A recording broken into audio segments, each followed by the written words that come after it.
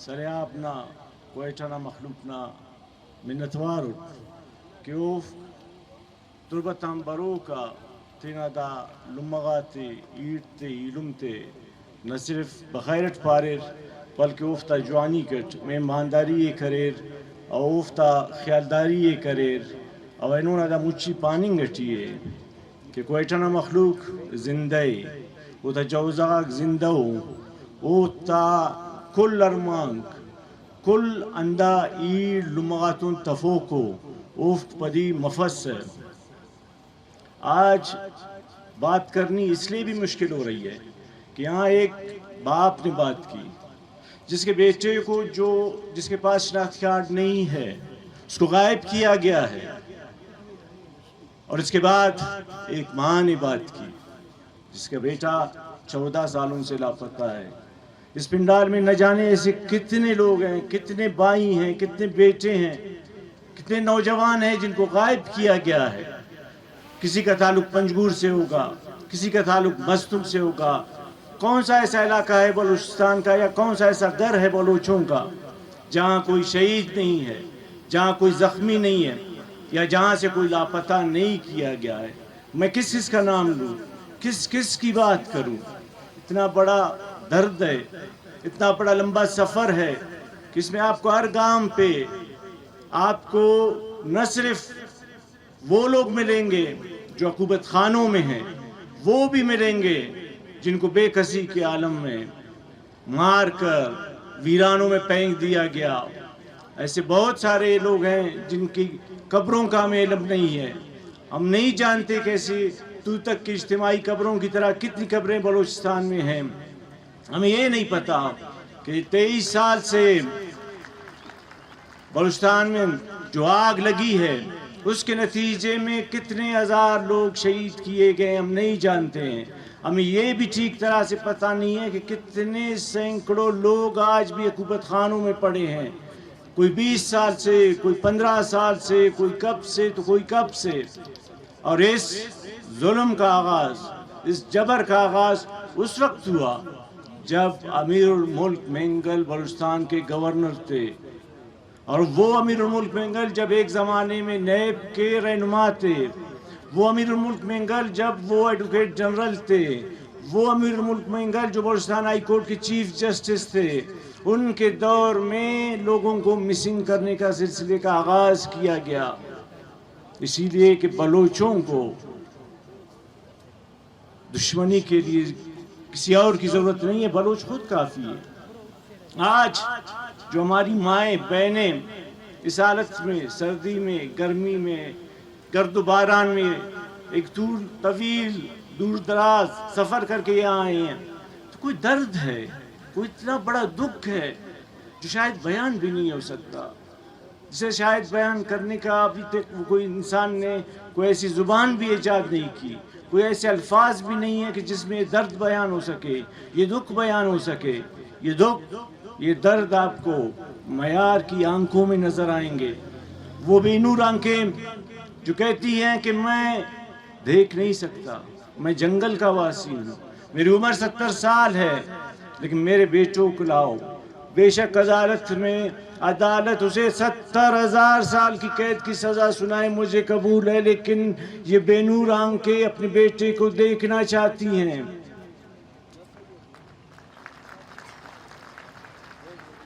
ایک ماں آ کر کہتی ہے کہ ذاکر مجید ایک نہیں تھا، آج ہزاروں ذاکر مجید ہیں، سب ذاکر مجید ہیں۔ آپ نے ایک ذاکر مجید کو اٹھایا، آپ نے ایک سنگت ثنا کو شہید کیا۔ آج ہم جس طرف دیکھتے ہیں سنگت ثنا، ذاکر مجید، زاہد بلوچ، کس کا نام لوں، ڈاکٹر دین محمد، کتنے لوگ ہیں جو کل تک ہمارے ساتھ تھے، ہمارے دوست تھے، ہم نے ان کے ساتھ مجلسیں کی، ہم نے ان کے ساتھ ہنسنا سیکھا، بولنا سیکھا۔ آج ان کی بیٹیاں، بیٹے بڑے ہو چکے ہیں۔ اسی پنڈال میں ایک ماں نے مجھے کہا کہ اس کے بیٹے کو اغوا کیا گیا ہے، اس کے بچے بھی اپنے باپ کی صورت کو نہیں جانتے ہیں۔ اور یہ سلسلہ میں نے پہلے کہا کہ جب امیر الملک گورنر بنے تب شروع ہوا۔ امیر الملک کون تھے؟ بلوچ تھے نا۔ آج میں یہ کہنا چاہوں گا، کاش آج بلوچوں کے خان میر احمد خان زندہ ہوتے، کاش آج لسبیلا کے والی، خاران کے والی، مکران کے والی زندہ ہوتے، کاش آج میر غوث بخش بزنجو زندہ ہوتے. ہم ان کو بتاتے یہ ہے آپ کی اس بزدلی کا نتیجہ، آپ کی اس سوداگری کا نتیجہ آج آپ دیکھ لیں. آپ لوگوں نے جو بزدلی کی بلوچوں کے ساتھ، آج اس کی قیمت آپ نے نہیں، ہم چکا رہے ہیں، ہمارے بچے چکا رہے ہیں. اس وقت اگر بلوچوں کا خان جرت کا مظاہرہ کرتا، زیادہ زیادہ مار دیا جاتا نا. آج جتنی جانیں ضائع نہیں ہوتی. آج بلوچوں کے جوانوں کو اس طرح بے پایا اپنے خون کا سودا کرنا نہیں پڑتا. اور کہاں ہے وہ جام لسبیلے کا جس نے چند ہزار کوڑیوں میں بلوچوں کے مستقبل کو فروخت کیا، بلوچوں کی سرزمین کو فروخت کیا؟ کہاں ہے وہ والی مکران، کہاں ہے وہ والی خاران جنہوں نے اپنی قیمت لگائی اور آج بلوچ اس کی سزا بھگت رہے ہیں؟ یہ کہتے ہیں کہ جی ڈاکٹر مالک کہتے ہیں کہ national party Kalat state national party کا تعلق ہے، تو کلات اسٹیٹ نیشنل پارٹی کی تاریخ اس وقت شرمناک ہوتی ہے جب شہزادہ کریم بغاوت کے لیے اٹھتا ہے، افغانستان جانے کی تیاری کرتا ہے اور میر غوث بخش بزنجو کو کہتا ہے کہ آئیں آپ ہمارے ساتھ چلیں، لیکن میر بزنجو نہیں جاتا. وہ شہزادہ کریم کا ساتھ نہیں دیتا، وہ گل خان نصیر اس کے ساتھ نہیں ہوتے. ہم دیکھتے ہیں کہ بلوچوں کے عوام، بلوچ سارے دانشور شہزادے کے ساتھ ہیں، اگر نہیں ہیں تو سیاسی رہنما نہیں ہیں. اس وقت جب دارالعوام اور دارالخواص بنی تھی تو ان میں وہاں کون تھا سربراہ؟ اس ایوان بالا میں اپوزیشن کا لیڈر کون تھا؟ میر غوث بخش بزنجو تھے. لیکن کوئی ایک مثال آپ بتائیں کہ انہوں نے شہزادہ کریم کا ساتھ دیا ہو. اور بعد میں جب نیب کی حکومت ختم ہو گئی تو انہوں نے پھر پاکستان نیشنل پارٹی بنائی. وہ بھی صرف پارلیمان کی بات کرتے تھے. آپ مجھے بتائیں، کوئی بھی یہاں سب بیٹھے ہیں، ہمیں کسی پر اعتراض نہیں ہے. بابا مری بھی یہی کہتے تھے کہ مجھے پارلیمان سے اعتراض نہیں ہے، لیکن اگر کوئی پارلیمان میں جانے والا کسی اور کے ایجنڈے کے ساتھ جاتا ہے تو پھر اعتراض ہے. اور یہ سب لوگ جو پارلیمان کے لیے بیتاب ہیں، آئے ابھی بتائیں کہ بلوچوں کو اس سے فائدہ کیا ہوا. نقصانات ہم گنوائیں گے، آپ اپنے فوائد گنوائیں، نقصانات ہم بتائیں گے کہ اس پارلیمنٹ کی وجہ سے ہمیں کہاں کہاں زخم نہیں لگے ہیں. ان دلوں پر جو زخم ہے وہ آپ کی پارلیمان کی قیمت سے ہم چکا رہے ہیں. اور جب نواب رحسانی خود کہتے ہیں کہ اس بلوچستان اسمبلی کی حیثیت کیا ہے، اس کی حیثیت یہی ہے کہ جو بھی یہاں قرارداد پاس ہوتی ہے وہ اسلام آباد میں ایک سیکشن آفیسر کے پاس جاتی ہے. ایک سیکشن آفیسر 17-18 گریڈ کا آفیسر جو بلوچستان اسمبلی کی قراردادوں کو ڈیل کرتا ہے، وہ اٹھا کے اس کو ردی کی ٹوکری میں پہنتا ہے. اس کی آپ بات کرتے ہیں. یہ ہے آپ کا پارلیمان. اور اس پارلیمان میں اگر ہم اس طرح رہیں بھی ہزاروں سال، بلوچوں کو کیا ملے گا؟ کچھ بھی نہیں ملے گا. نہ پہلے ملا تھا نہ اب ملے گا. اس لیے آپ پارلیمان جا کر صرف چند لوگوں کو ارب پتی بنا سکتے ہیں اور ارب پتی بن رہے ہیں.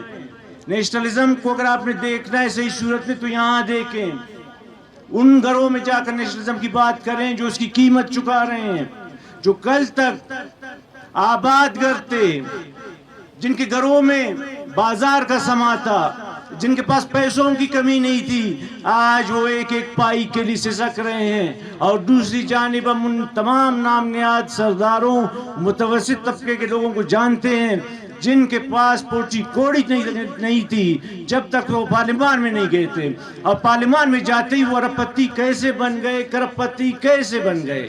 نیشنلزم کا راستہ تو پرخار ہے، نیشنلزم کا راستہ تو کانٹوں سے بھرا ہوا ہے. یہاں پیسے والے آتے ہیں، غریب ہو جاتے ہیں، ان کی جائیدادیں ضبط ہوتی ہیں. یہ کیسا نیشنلزم ہے کہ جو بھی جاتا ہے اس کے بنگلے بڑھ جاتے ہیں، اس کی گاڑیاں بڑھ جاتی ہیں، اس کے گلے میں جو ہے سیاح آ جاتا ہے. یہ کیسا پارلیمنٹ ہے؟ آپ مجھے بتائیں. صحیح سب یہیں کے لوگ ہیں. آپ بتائیں کہ آپ کس درد کا درمان ہوا ہے؟ جب آپ کی پارلیمنٹ کی قرارداد کو ایک سیکشن افسر پڑھ کر ردی کی ٹوکری میں پھینک دیتا ہے تو پھر ہم نے اس پارلیمان کو کیا کرنا ہے؟ اور دوسری بات، تاریخ لکھی جائے گی، لکھی جا رہی ہے. یہ ہم جو بیٹھے ہیں ہم سب چھوٹے لوگ ہیں، میں مانتا ہوں اپنی بات، لیکن تاریخ کا عمل بڑا ہے. یہ تاریخ ساز لمحہ ہے، تاریخ بن رہی ہے.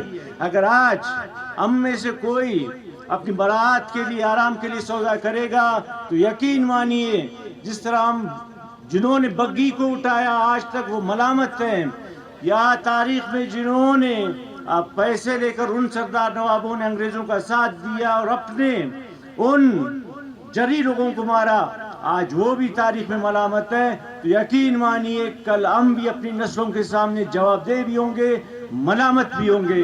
بلکہ مجھے یہ خطرہ ہے کہ شاید ہماری قبروں کی بے حرمتی بھی کی جائے اور ہمارے بچے کہیں اچھا یہ ہمارے آبا و اجداد تھے، اتنے بزدل تھے، ان کے سامنے نوجوان بچوں کو شہید کیا جاتا رہا، ان کو اٹھایا جاتا رہا. ان کی منہ میں کیا تھا؟ ان کی منہ پہ سے بات کیوں نہیں نکلتی تھی؟ یہ جو علی احمد صاحب نے کہا کہ مردوں کا بلوچستان ہے، نہیں، یہ ماؤں کا بلوچستان ہے، یہ بہادر ماؤں کا بلوچستان ہے. مردوں کو تو انہوں نے بہت پیچھے چھوڑ دیا ہے.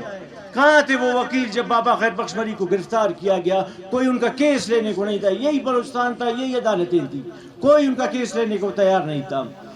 آج وقت گزر رہا ہے، سب چیزیں یاد رکھی جائیں گی.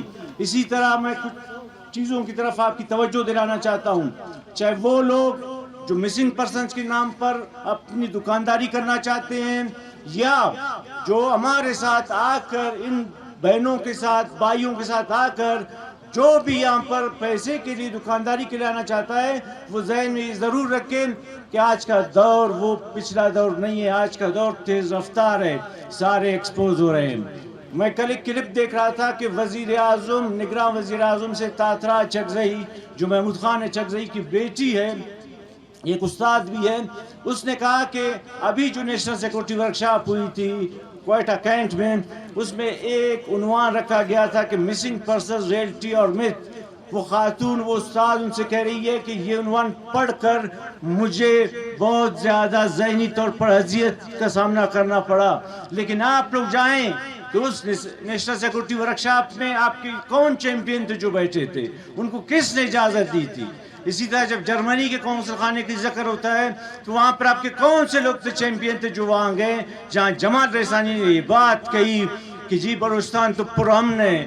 دیکھیں، اپنی آنکھیں کھلی رکھیں، اپنے تمام توجہ اس طرف رکھیں کہ جو بھی ان ارمانوں کا سودا لگائے گا اس کی حالت بھی وہی ہوگی جو ہونی چاہیے.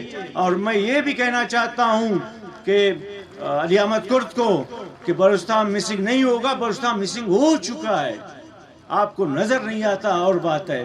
اور آخر میں جو ایک بات یہ بھی ضرور کہنا چاہوں گا کہ جو قومیں اپنے قومی افتخار کو بھول جاتی ہیں ان کا مقدر غلامی ہی ہوتا ہے.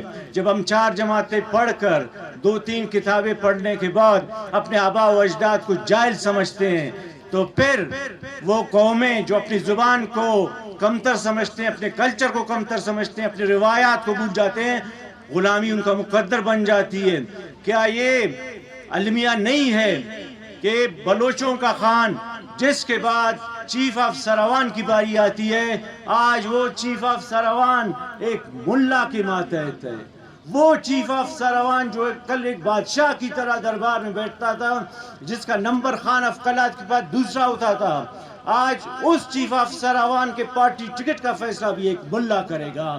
اور وہ چیف آف جالوان جو کل تک اس وطن کا، اس بلوچستان کا بادشاہ تھا، جو سیکنڈ رائٹ پر خان صاحب کے ساتھ بیٹھتا تھا، آج وہ ایک بچے کے ماتحت ہے. بلاول جو ایک بچہ ہے اس کے ماتحت ہے. اس کے پارٹی ٹکٹ کا فیصلہ علی مدد جد تک جیسا آدمی کرے گا جو کل تک ایک باڈی گارڈ تھا. اور وہ چیف آف بیرک جو خان کے دربار میں چیف آف بیرک تھا، اس کے قومی افتخار کا عالم یہ کہ وہ بھی ایک بچے کے ماتحت ہے. ایک ٹکٹ کے لیے قومی افتخار کو بیچ ڈالا ہے. دوسروں کا گلہ کرنے سے پہلے اپنے قومی افتخار کی بات کریں.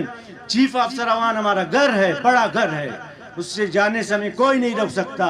چیف آف جالوام بلوچوں کا دوسرا بڑا گھر ہے، لیکن افسوس ایک ملا کے ہاتھوں آتے تھے، ایک بچے کے ہاتھوں.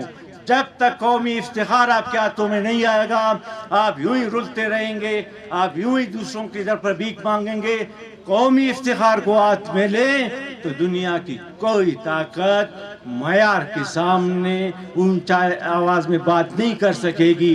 کوئی دنیا کی طاقت ہماری ماؤں کے سامنے بات نہیں کر سکے گی. میں پھر کہتا ہوں کہ کوئی کسی قسم کے مذاکرات کی ضرورت نہیں. مذاکرات کرنا ہے تو معیار کے پاؤں پڑنے ہوں گے، مولا بخش کے پاؤں پڑنے ہوں گے، ذاکر مجید کی ماں کے پاؤں پڑنے ہوں گے.